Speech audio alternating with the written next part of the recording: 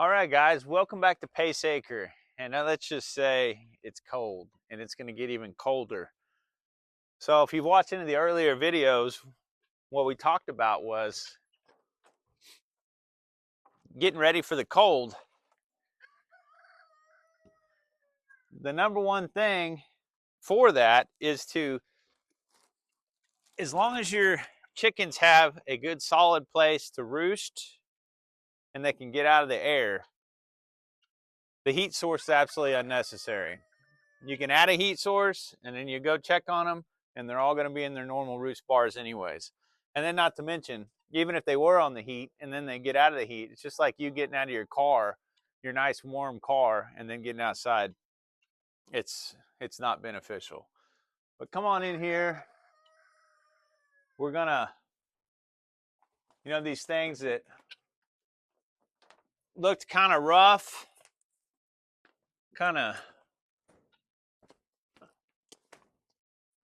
they serve a purpose. And yeah, you can take them all down, but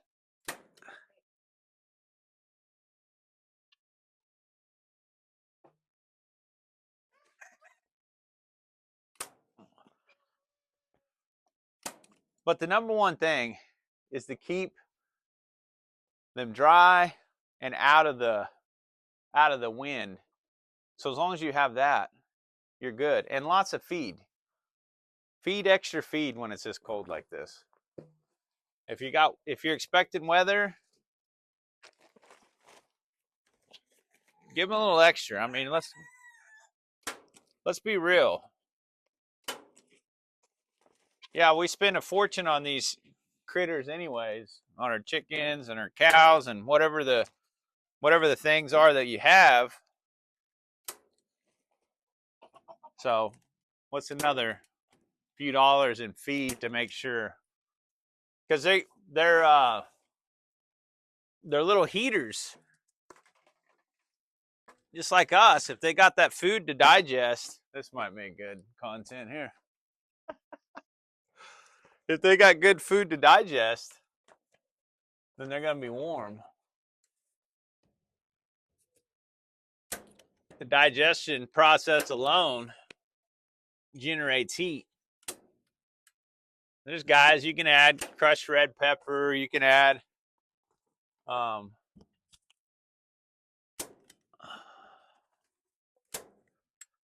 corn. Cracked corn is another good one.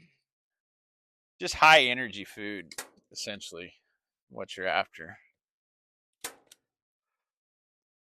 But the wind chill is supposed to get really cold. We're expecting temperatures as low as -7 in a couple nights. So I don't know where you guys live, but that's cold in this part of the country.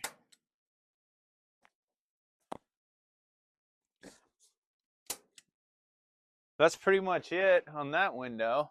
You got to leave a little bit of air, which, I mean, this chicken coop, there's plenty of cracks and crevices in here. But like right there, even though it's coming out of the north, this faces east right here, but there's still a big breeze that comes through there.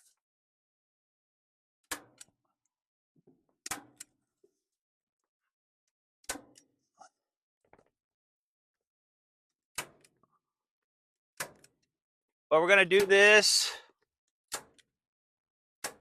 I just got one bale of pine beddings because another shameless plug. If you go back when you see the deep litter method, freshened up the coop then. But when we get this snow that's coming up, the chickens will spend a lot more time in here. They're not going to go out wading through a foot of snow. So, with them being in here a lot more, I want to make sure that there's just underneath the roost bars, where the biggest amount of mess is. Crazy thing is we actually have a lot of eggs that I'm afraid have froze. Maybe not. We need to gather these up. It's like gold right now to be in January and have eggs.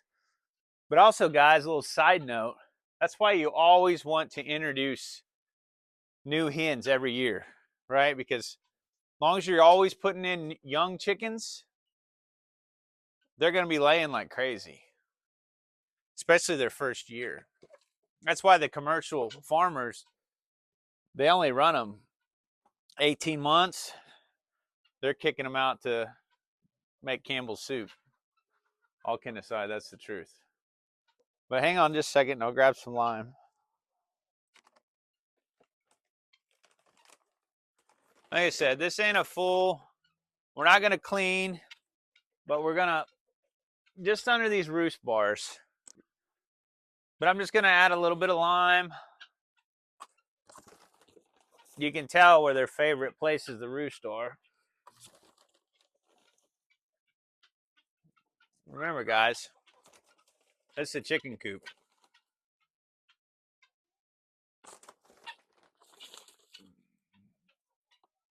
Like I said, the main thing is this whole weekend that we're in right now, there's just going to be, we're supposed to get anywhere from 12 inches to a foot of snow. So they're going to get fed in here. I'll give them some water in here. And, you know, that's a debated thing. It's not a debated. If you've got a little bitty chicken coop, you don't want to put a big water jug in there, a big water pan, because it will cause humidity. Humidity causes frostbite, and you don't want that. But fortunately for us, the coop's big enough. There's enough ventilation to where I can put them, I can water them in here. Been doing it for the last several years, and they'll be fine. Look, that's one of your big boys. Look, that's furry feet. One of Red's kids. Red's our rooster, our main rooster. He's our oldest one, our biggest one. 100% the dominating rooster of the flock. He hasn't had anybody try him in a while. It's funny. I might have told this story the last time I was in here talking about chickens, but before Red took control of the flock and made himself the dominant rooster, there was this little bitty chicken. This guy right here. It was this guy's dad. This is Mr. Rowdy. See that? He's been fighting. That's not small, that's not chicken pox or whatever they call him. This is literally, we were just watching him out there. Calm down, bud. There's another rooster you guys see in my Scripture with Josie videos, Scoot. And he's like a pet, Scoot is. And he's a bigger rooster. This is a little rooster, but him and Scoot have really been trying to calm, easy, little buddy. But anyways, back to the story. His dad, Rowdy's dad, was Karen, and he was just a little punk. But he was actually a dominant rooster for a long time, and he was the smallest of all of these. I mean, he's so much smaller. Here's Red right here. There's Big Red. He's a nice rooster, but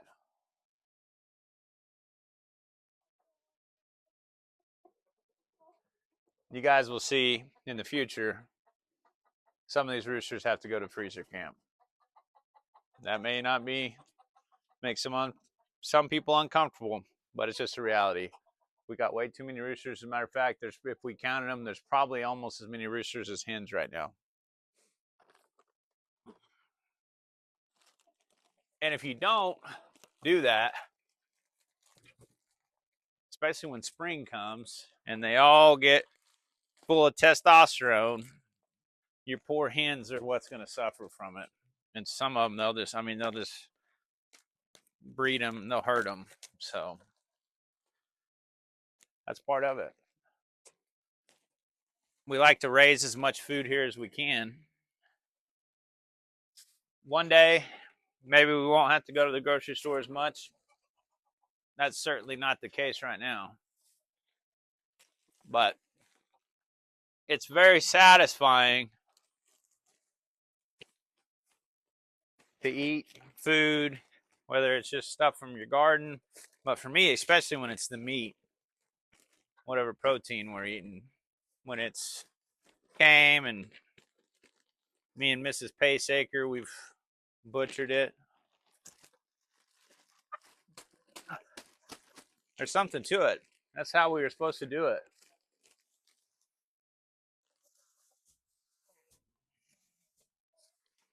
I said for the pine shavings, this is just a freshen up.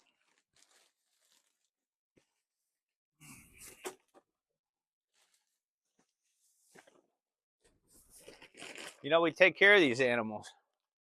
They take care of us. It's just so wild that we're getting these eggs because we had such a hard molt this year. We went quite a bit of time with no eggs.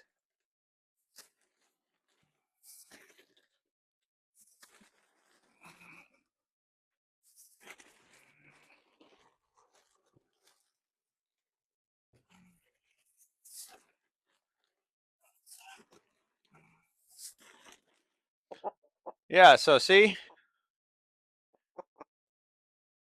like I said, this is Scoot. He's literally our friend. He would he was hatched here on the farm. Mrs. Paceacre hatched him, and anyhow, we had him in a box in the house under a heat plate, brooder plate, and he'd jump out of the box and go scooting across the floor when he was just a little tiny chicken. So, but how old is he now? Year and a half, 2. So he's getting to that age where he's trying to become the man of the house, so to speak. Trying to be the man in the chicken house. Nice thing is he has a good attitude. Watch him just attack me right now, but he really does.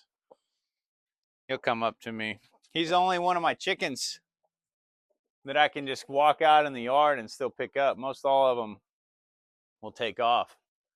I'll tell you, one of our black chickens, what breed is that? Can't remember the breed. Maybe you guys know, but they are the those are literally our nicest chickens. But yeah, since it's gonna be so cold, I always give them extra food. They free range all the time. We got Mr. Ned, our good dog. So they usually just eat. That's why I always feed layer pellets. Some people like the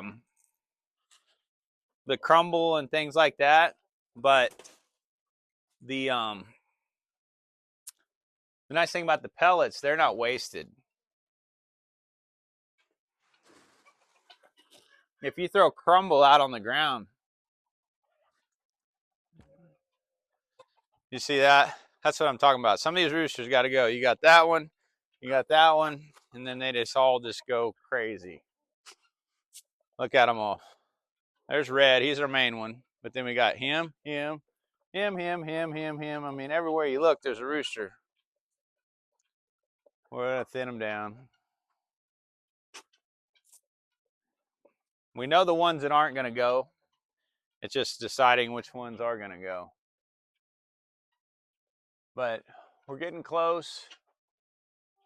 I'm sure we'll share some more footage with you guys as the snow starts to fall. We're supposed to get quite a bit of snow, but we'll see. We're ready. The guineas. I don't know if you guys have guineas, but they are absolute something else. One other thing in the future we'll show you guys a little more of is the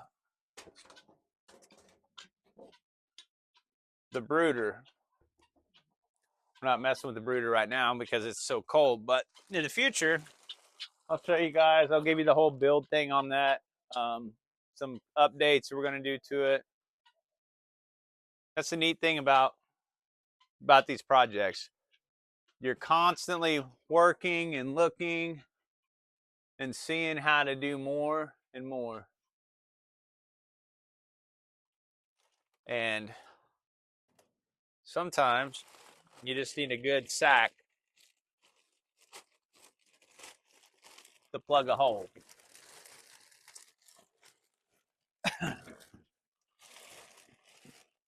That's the thing too.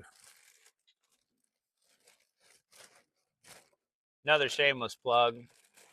You go back and watch the video about Pinterest chicken coops. You know, some of them chicken coops are $20,000 or more. But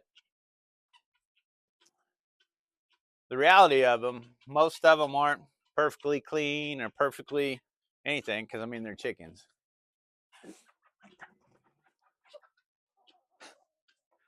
Just roosters being roosters again. Just look out here. It's crazy. I haven't even counted how many roosters we have. There's some pretty ones. But they're right around the year-old mark, so I mean, that's a good, hold this. That's a good size.